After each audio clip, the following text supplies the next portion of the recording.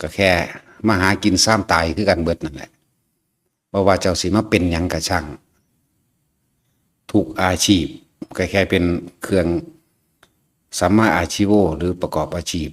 เป็นแค่เรื่องชีพเลี้ยงชีพซ้ำตายหาอยู่ให้กินไปแค่ตายนั่นแหละอย่าหลงมัวเมาในยศถาบรรดาศักดิ์และอำนาจหน้าที่หรือฐานะการงานหลายๆอย่างถ้าบ่มีธรรมะบ่รู้ความเป็นจริงของทุกชีวิตคำว่าธรรมะนี่ก็คือทุกสิ่งทุกอย่างนั่นแหละในเรื่องกฎแห่งกรรมในเรื่องของทุกอย่างหาความจีรังยั่งยืนตั้งอยู่บ่ได้สุดท้ายก็แตกดับตายไปธรรมะคือการกระทำของทุกๆคนโดยแล้วแต่ย้อนขึ้นมาหาตนเองเบิด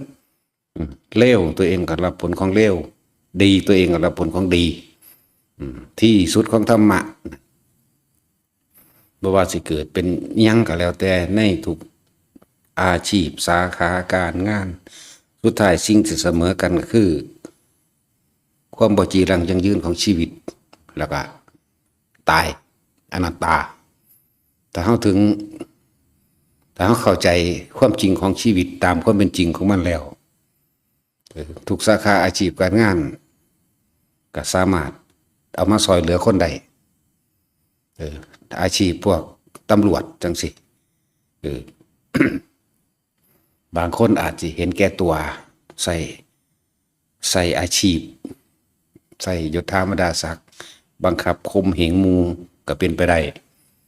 หรือขูดรีดประชาชนราษฎรก็เป็นไปได้แต่ว่าถ้าพวกตำรวจและทหารทั้งหลายเข้าใจชีวิตว่าทุกอย่างบ่จีรังยั่งยืนทุกอย่างเป็นอนิจจังเป็นทุกข์เป็นอนัตตาสัตว์โลกเป็นไปตามกรรมกระทำไปนะทั้งเลว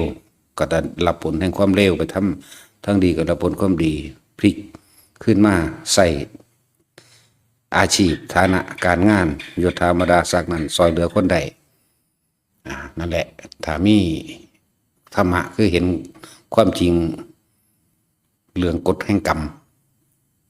มันก็สิบ่รังแกบ่เบียดเบียนบ่ทำลายแล้วก็ค่อยประคองหมู่คณะผู้เป็นหัวหน้ากับประคองหมู่คณะและให้ความรู้ที่ถูกต้อง ให้ความรู้ที่เป็นจริงให้ความรู้ที่นำไปสู่ความพ้นทุกข์ดับทุกข์ได้แต่ส่วนมากมันบ่ค่อยเห็นฟังธรรมล่ะว่ามันก็เลยบ่เห็นตามความเป็นจริง